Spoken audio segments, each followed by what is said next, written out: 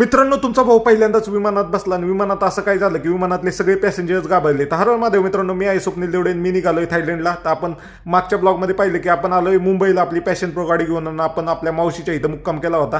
तर मित्रांनो, आज संध्याकाळची आपली फ्लाईट होती. तर जेवण वगैरे करून आपण मावशीच्या इथनं निघालो. काका आपल्याला जवळच्या मेट्रो स्टेशनला सोडायला आले.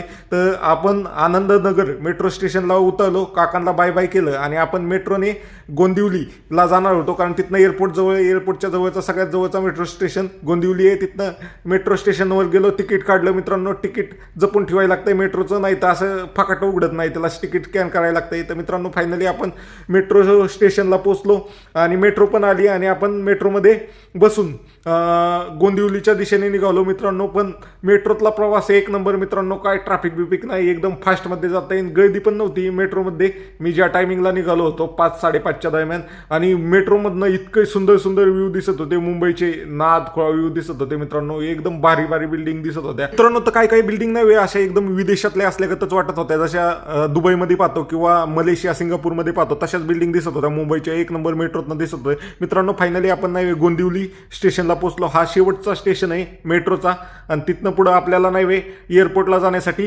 रिक्षा वगैरे करून जायला लागतं. मित्रांनो, तर तिथं बाहेर आल्यानंतर गोंदिवली स्टेशनच्या बाहेरच रिक्षाचं स्टँड आहे. तुम्हाला तिथनं आरामात रिक्षा भेटून जाईल. तर मित्रांनो, मी पण एका रिक्षावाल्याला विचारलं तर ते म्हणलं की चला लगेच सोडतो. तर मित्रांनो, आपल्याला एअरपोर्टच्या टर्मिनल 2ला जायचं होतं. तर त्यांना विचारलं बाबा किती पैसे होईल. तर ते म्हणे मीटरवर जेवढे होतील तेवढे होईल. तर म्हणलं चला पाहूया मीटर ते कसा चालतोय मुंबईमधील रिक्षाचा. तर मित्रांनो, आपण मीटरवरच निघालो. तर तिथनं आपल्याला काय ते 3.5 किलोमीटरच्या आसपास जायचं होतं एअरपोर्टला. तर त्या दादाने आपल्याला सोडलं. आपलं 77 रुपये झालं मीटरनी 3.5 किलोमीटरचं रिक्षाचं. तर मित्रांनो, तिथनं पुढं नाही आपण एअरपोर्टमध्ये घुसलो. तर एअरपोर्टमध्ये घुसल्यानंतर मला कुठं जायचं ते कळत नव्हतं. एका दादाला विचारलं बाबा कुठं कुठं जायचं, तर त्याने मला गाईड केलं.